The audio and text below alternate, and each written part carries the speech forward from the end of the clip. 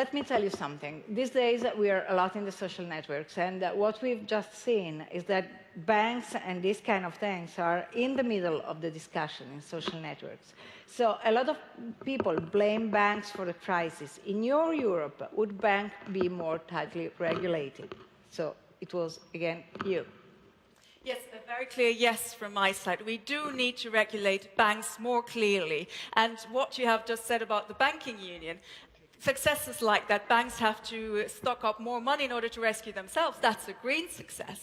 And we also say that we need to have financial markets regulation, for example, in separating retail from investment banks. So it's not the money, you know, of the it's not the earnings of the grandmother or the grandfather who get lost in global speculation. That, I think, is very important. We need to regulate financial markets much closer. And by the way, it's not 1 billion euros that get lost every year through tax evasions. It's 1 trillion euros every year, approximately 8% of the European wealth. There, I really think we have to do something. We cannot tell people we're going to cut their salary when we're not stopping tax evasion and if we're not capping the bonuses of bankers like we have proposed and we have succeeded to do so as Greens in the European Parliament. Alexis TSIPRAS, about the banks, it's yours. Έχω μείνει άναυδος, Μόνικα, διότι ο Γκί Φερχόφστατ πριν από λίγο υπερασπίστηκε bail-in προγράμματα στην Ευρώπη. Μετά τα bail-out προγράμματα που φορτώσανε στους φορολογούμενους, ιδιαίτερα του Ευρωπαϊκού Νότου, δεκάδες δισεκατομμύρια ευρώ, τα οποία θα τα αποπληρώνουν τα παιδιά μας και τα εγγόνια μας, τώρα η νέα λογική είναι να πάμε και σε λύσεις που θα φορτώνουν, δηλαδή θα δίνουν το βάρος στους ανθρώπους που έχουν τις καταθέσεις τους μέσα στις τράπεζες. Νομίζω ότι αυτή είναι μια καταστροφική λογική για την Ευρώπη. Και θα ήθελα να ρωτήσω αν αυτή τη λογική τη συμμερίζεται και ο κύριος Juncker και ο κύριος Schulz.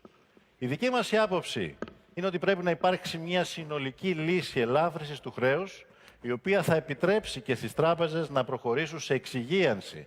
Να προχωρήσουν σε εξυγίανση μέσα από μια περαιτέρω διαδικασία ελάφρυνσης, απομείωσης δηλαδή των κόκκινων δανείων που κατέχουν. Αλλιώς θα συνεχίζουμε να φορτώνουμε χρέη πάνω στα παλιά χρέη. Thank you. Martin Schulz, here we are with the bank issue. The banking union is a first step. We have to break this spiral of banking debts and state debts. Some of our member countries were very stable in their budgets and in their sovereign debt until the banking crisis arrived. We saw this disaster in Ireland, saw the disaster in Spain. And therefore, to regulate banks in the banking union is what we achieved now, first steps. They must put under more control, and especially risk and responsibility has to bring back to one hand. What happened in the past was the banks took the risks and the taxpayers the responsibilities. And therefore, to put the banks in front of their responsibility and to force them to take their responsibility for the disaster they created in Europe is the next step.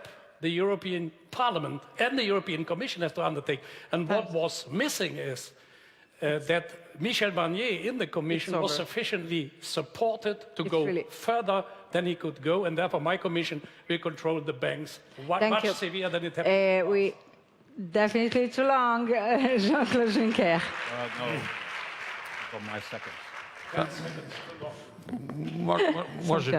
Moi, je voudrais que nous ne passions pas notre temps à discuter de l'Europe telle qu'elle fut. Elle a changé, puisque grâce à Michel Barnier et à la Commission, nous avons su,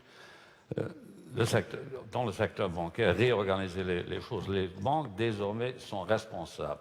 Nous avons sauvé des banques, mais nous ne les avons pas sauvées pour les beaux yeux des banquiers. Je me fous des beaux yeux des banquiers. Nous l'avons fait pour protéger les épargnants, pour protéger les salariés des banques, pour protéger les petites et moyennes entreprises qui avaient besoin de crédit.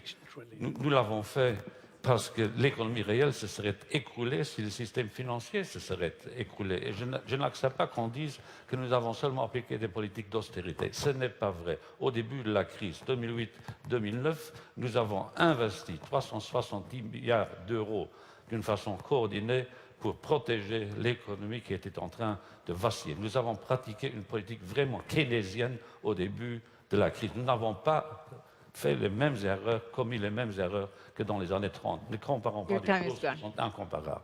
Thank you. Guy Verhofstadt. Well, I think banks are a good example why we need more Europe. And we have done it.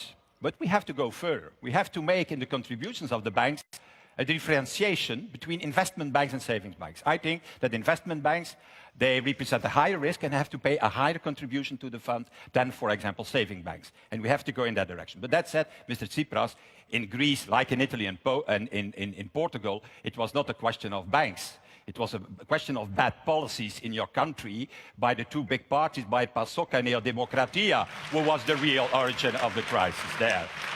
And because in your country, there are mainly only public banks. Public banks were financing the political parties, still financing the political parties in Greece. Also, Mr. Tsipras, also your party, because you have also taken a loan from these public banks in the past future. Thank you, Mr. Verhofstadt. I look at Mr. Tsipras. Are you going to rebut? Are you going to use it? Okay, he's using his joker to rebut. Θέλω να σας απαντήσω πολύ σύντομα. Wait, want this... Yes, but I need my seconds back. Okay. Yeah, you're going to have your seconds back, but... Στην Ελλάδα υπήρχαν και δημόσιες και ιδιωτικές τράπεζες. Θα συμφωνήσω όμως μαζί σας ότι υπήρχαν δημόσιες τράπεζες και υπήρχε ένα κράτος πελατειακό, το οποίο έχτισαν τα κόμματα που υποστηρίζονταν στην Ευρώπη από τα δύο μεγαλύτερα κόμματα, κύριε Verhofstadt, από το κόμμα του κύριου Schulz και του κύριου Juncker. Και ειλικρινά θα ήθελα να σας πω ότι το μεγάλο πρόβλημα της κρίσης στην Ελλάδα ήταν δημοσιονομικό, όμως στην πορεία αποδείχθηκε ότι το φάρμακο έκανε τον ασθενή χειρότερα από ό,τι η ίδια η ασθένεια. Στην Ιρλανδία λοιπόν δεν ήταν δημοσιονομικό το πρόβλημα, ήταν τραπεζικό. Γιατί είχαμε αυτή την κρίση. Και πείτε μου ειλικρινά, η ερώτηση είναι σε όλους. Τα προγράμματα που ακολουθήθηκαν ήταν επιτυχή ή αποτυχημένα. Your time is over. You're going to use the rebut or not? No. So it's done. So I'm sorry. I got no answer on the 6 million loan of Mr. Tsipras' party. Mr. Juncker, you're going to use your rebut. Je voudrais ajouter, puisque nous parlons de la Grèce, que j'ai travaillé pendant des années, jour et nuit, et plus souvent la nuit que le jour, pour éviter que la Grèce doive quitter la zone euro. J'ai tout fait, parce que j'aime la Grèce, et j'apprécie la dignité du peuple grec, pour que la Grèce puisse rester membre de la zone euro, pour que les marchés financiers ne continuent pas de spéculer contre la Grèce. J'accepte beaucoup de reproches, mais je n'accepterai jamais le reproche que nous avons été insuffisamment solidaires à l'égard de la Grèce. Nous avons tout fait pour que la Grèce puisse rester membre de la zone euro, et c'est sa place. Thank you.